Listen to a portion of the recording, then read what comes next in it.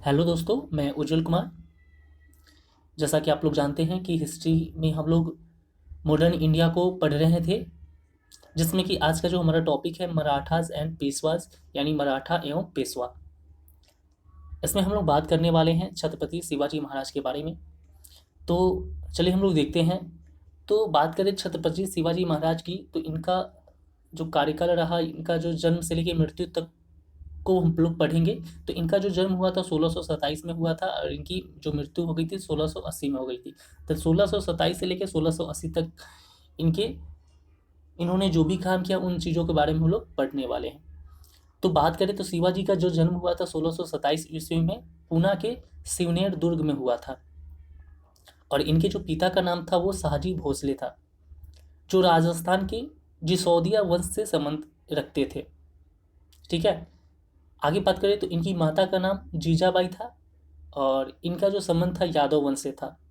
समझ गए। आगे हम लोग देखते हैं।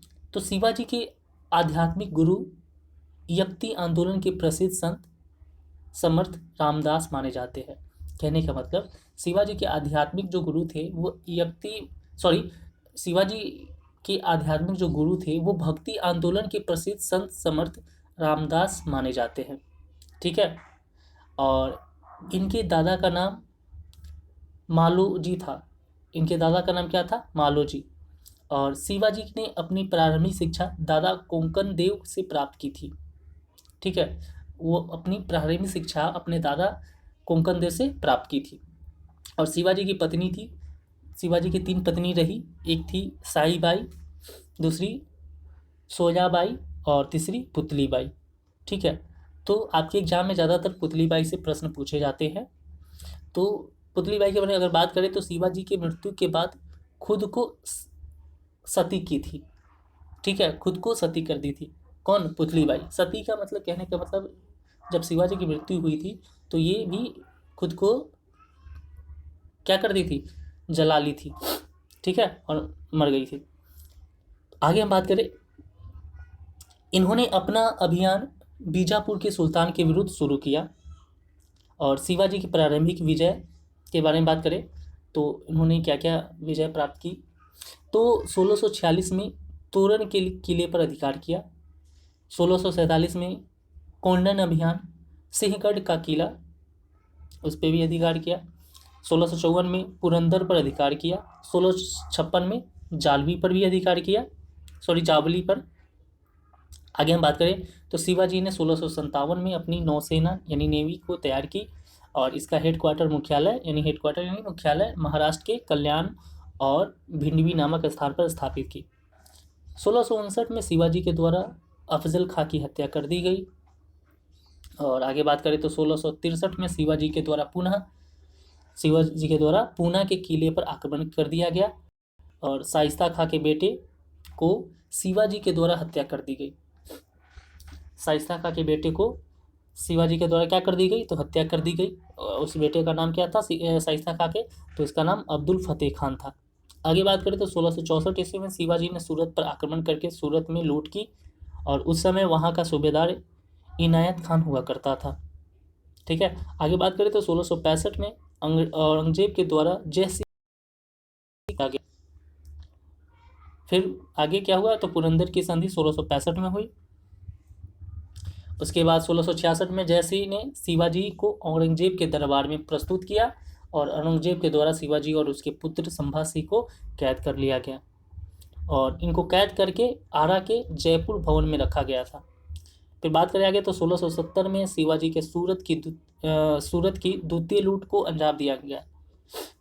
यानी 1670 में शिवाजी ने सूरत में फिर से दोबारा लूट किया और सूरत को फिर से लूट लिया। आगे हम बात करें तो 1674 में शिवाजी का पहला राज्याभिषेक हुआ। यह रायगढ़ के किले में करवाया गया था, जो कि वाराणसी के एक पुरोहित गंगा भट्ट के द्वारा किया गया।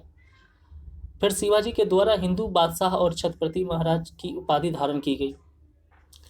जैसा नोट में आप देख रहे हैं, इसको जरा समझिएगा क्या लिखा हुआ है कि इनके राज्याभिषेक के 10 दिन के बाद उनकी माता जीजाबाई की मृत्यु हो गई, इसलिए शिवाजी ने अपना दोबारा राज्याभिषेक करवाया।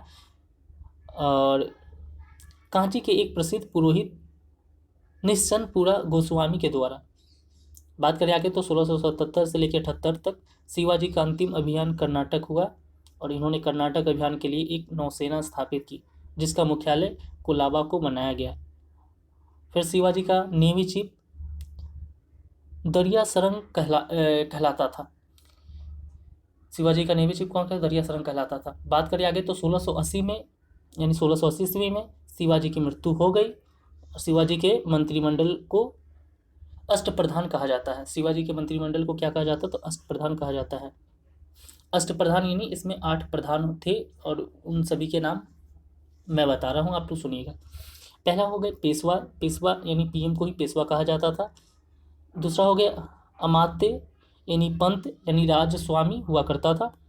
तीसरा सुमंत जिसको दबीर भी कहते थे, यह विदेश मंत्री हुआ करता था। चौथा सर ए नौबत, यह सेनापति को कहा जाता था।